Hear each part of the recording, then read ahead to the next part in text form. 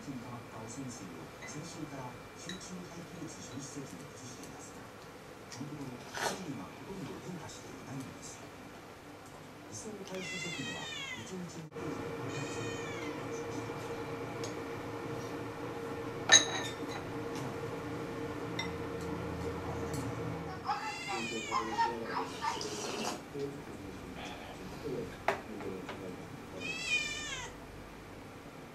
東京電力では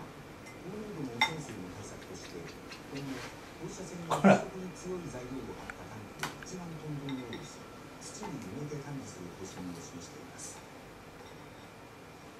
また原発内では今日今後の津波に備えて